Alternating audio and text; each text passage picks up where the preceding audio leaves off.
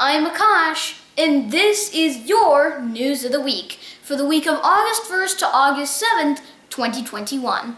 Let's take a look at the stories that we have for you this week, and we begin with the fact that since the Olympics are almost coming to a close, we decided that we're going to take a look at some of the Olympic highlights during the Tokyo 2020 Olympic Games. Next, we've got some more news for you relating to the Olympics, as a Belarusian runner is forcibly repatriated back to Belarus by the Belarusian Olympic Committee after controversy erupts over an apparent placing of the runner in a specific category that she did not actually want to do.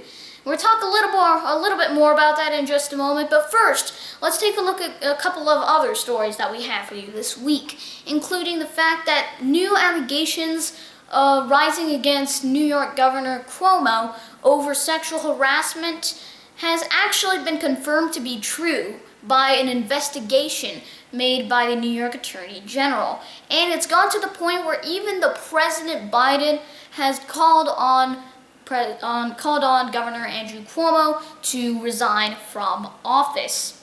Next, we have some more interesting news for you this week in the fact that COVID-19 is back and bigger than ever in the United States of America.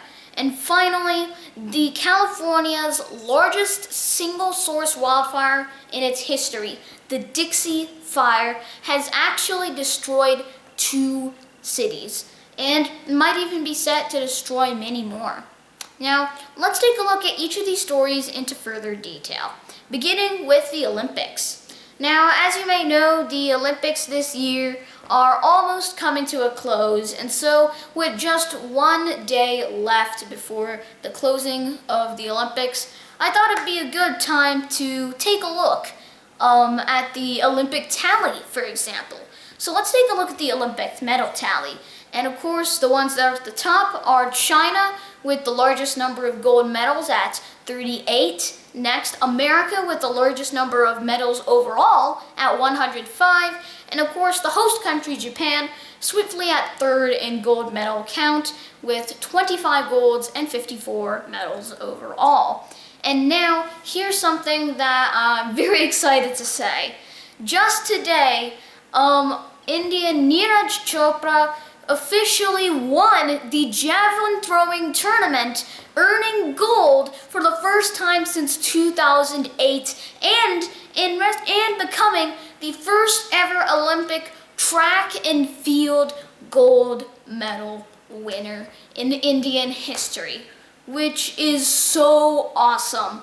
That this is the first time in athletics was officially India officially gained a medal in athletics, and because it's never done that before, and now that it's happening, India overall is now at 7 medals, including this 1 gold from Neeraj Chopra. Now this gives a new wave, hope to a new wave of sportsmen in order to further the next generation of India's career. And this, I believe this is just the beginning for a country with a population of over 1.4 billion. In the coming Olympics, India may become a resurgent force, and this is going to become so awesome. It's going to be interesting to see a hopeful Indian resurgence in the Olympics, and I truly cannot wait.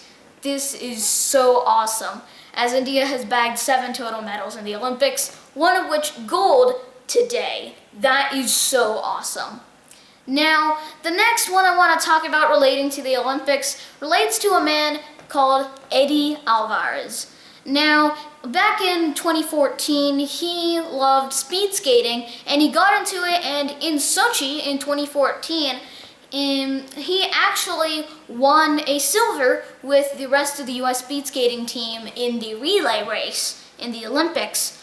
So, the thing is, just a little while afterwards, Eddie Alvarez left speed skating for his other passion, baseball. So he joined Major League Baseball, and sure enough, right then, officially came on into the Olympic USA baseball team. And so he's in there. And sure enough, because baseball has just been introduced for this Olympics, and the fact that the only other country that's good at baseball is Japan, who are just as crazy about baseball as America is. So what happens here is that, guess what? It's a final match between USA and Japan in the baseball finals of the 2020 Tokyo Olympics, and Eddie Alvarez is there. And although the USA came second, Japan came first 2-0, and so the USA still got silver, which means that Eddie Alvarez, who had gotten a speed skating medal in winter, now has a baseball medal in summer. Now this means that he is just the third American in history to have earned both a winter and a summer medal, which is impressive. It's an impressive amount of dedication that goes into it. Not just one, but two sports, one after the other. It is so impressive, and that is so, so cool. So the fact that this happened is really great, and that's pretty awesome. But here's something that's even more interesting. And this is, of course, relating to the American runner, Allison Felix, who has officially become the most decorated female track and field athlete of all time, with a total of 10 medals, spanning 5 Olympics, from Athens in 2004 all the way to Tokyo in 2021. And this is so incredible, because she also is tied for the most decorated American track and field athlete of all time. And so she has no other female track and field athlete has ever actually gotten 6 gold medals. No one has ever earned that many medals before. No female track and field athlete has done that. And plus, she also holds the record for the most number of medals achieved at the World Athletics Championships, which is like, after the Olympics, the next greatest running competition is the World Athletics Championships, or the IAAF Championships. So sure enough, she's got 18 medals in there, 13 of which are gold, and that is so impressive.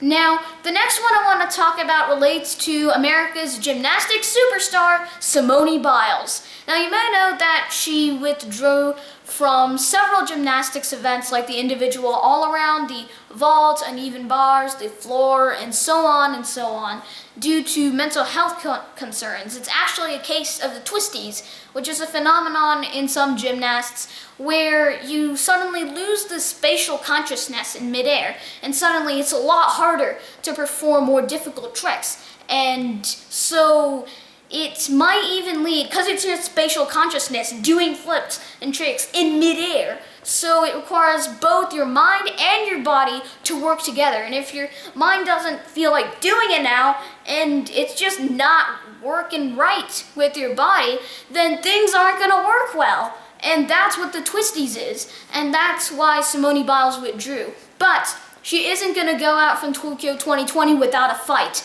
And sure enough, she announced on August 2nd that she'd be competing in the balance beam finals on August 3rd. And so she competed, and she earned a bronze, which is actually pretty respectable. So it's going to be really interesting, and I really hope that Simone Biles will recover quickly from the twisties and will come back stronger than ever before in Paris at 2024. Now, the next one I want to talk about relates to the youngest medalists at this year's Olympics.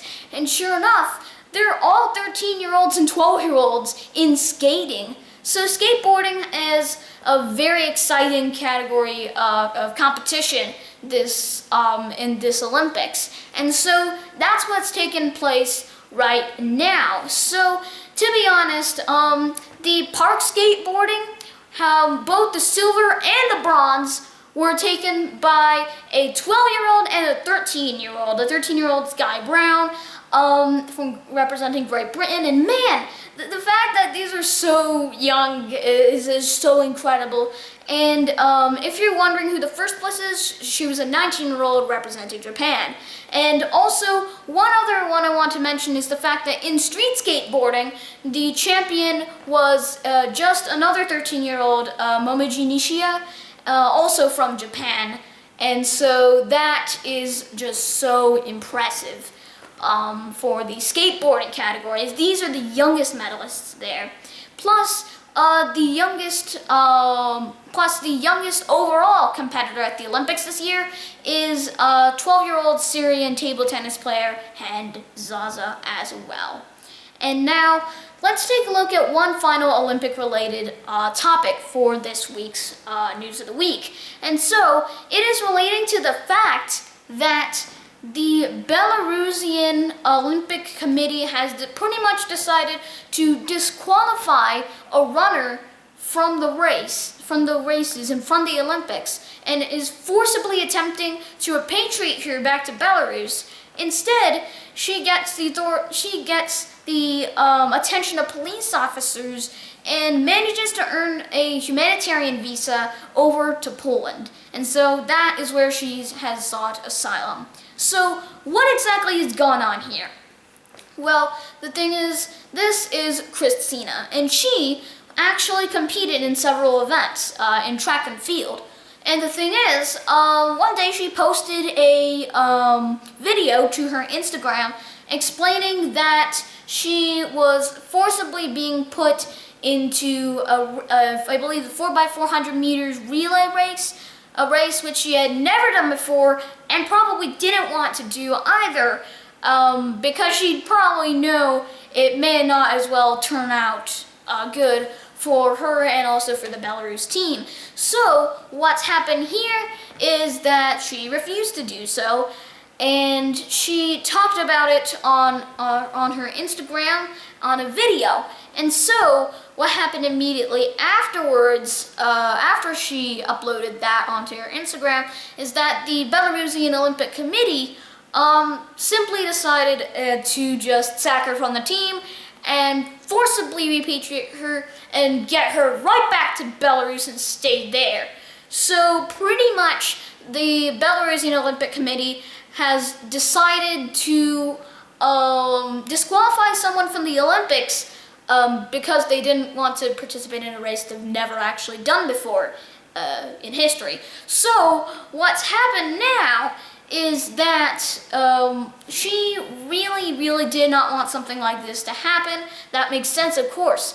So the thing is, the Olympic Committee is forcibly taking her over to Tokyo Haneda Airport and getting her to board a flight off to Belarus. The thing is, she manages to get the attention of the police officers there, who take her into protective custody before she can manage to get a humanitarian visa to Poland, and that's where she's sought asylum. And now she's there with her coach, who was also just disqualified and taken out all the way over as well. And now both of them are there in the middle of Poland's capital, Warsaw, as a result of the Belarusian Olympic Committee's decisions. So the reason why they decided to do this, according to the committee, they said that they did it because of mental health concerns, as told by a doctor. The thing is, Christina had never actually gotten any sort of thing like that. That did not actually exist. Meanwhile, Belarusian state media provided a different reason, saying she was unpatriotic, and also that she was not deserving of being able to represent Belarus at the Olympics, which is pretty much admitting that the Olympic Committee just didn't just disqualified her because they didn't like her, which is definitely not what we want, because the Olympics is about unity. But this is what happens when a committee introduces politics into discussion, and that's not what we want. But that's what happened regardless, and that's the situation right now. Now, the next one I want to talk about here actually relates to the New York governor, as allegations of sexual harassment overflow, and it resulted in even President Biden himself requesting him to resign from office. So what's going on here? Well, as you may know, back in 2020, if you had to name the single worst affected city in the whole country that has been affected with COVID-19, it'd be New York. But the thing is, it was handled very well by Andrew Cuomo, governor of New York, and his team.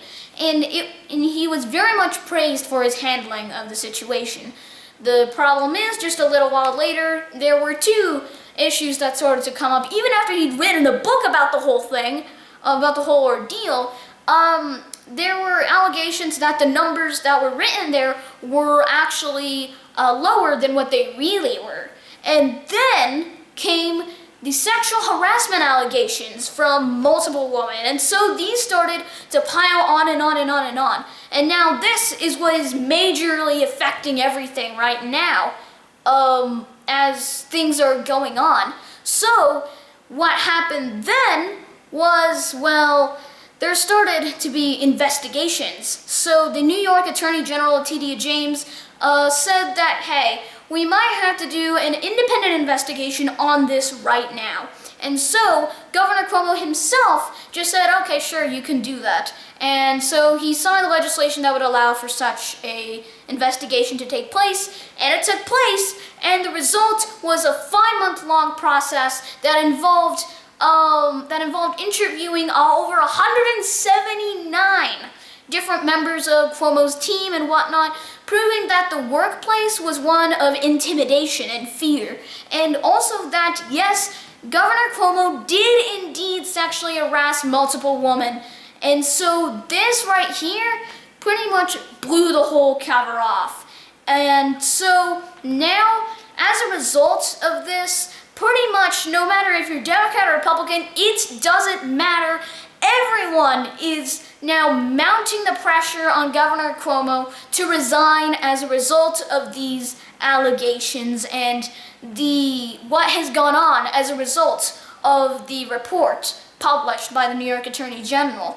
So now this is what's going on. Even both of New York senators have called on Governor Cuomo to resign, and President Biden has requested him to resign, and pretty much everyone involved in politics has. That's what this has gone on into. It has nothing to do with politics anymore. It's a violation of federal and state laws, which has occurred here as a result. And so this is what has happened. And, well, the thing is, with all of this evidence as a result of the report, it's incredibly, incredibly likely that no matter what happens, well, I mean, it's probably enough evidence for the New York to pretty much just impeach the governor and replace him with a new one as a result. So that is what has gone on with the New York governor as a result. Now, the next topic that I want to talk about is relating to the fires in Northern California, which have destroyed at least 2 towns and might be going on a raging surge of fire, taking over a lot of Northern California. This has become California's largest single source fire in its entire history. So this is incredibly dangerous. So apparently this was started when a tree ended up toppling over a live wire, causing it to set on fire. This is what the Pacific Gas and Electricity Company had said. And so the initial containment didn't work, and that caused the spread of this flames, of the fire. And so it continued on and on and on. In one night even, it increased 71,000 acres, which we've never seen something like that before. But guess what?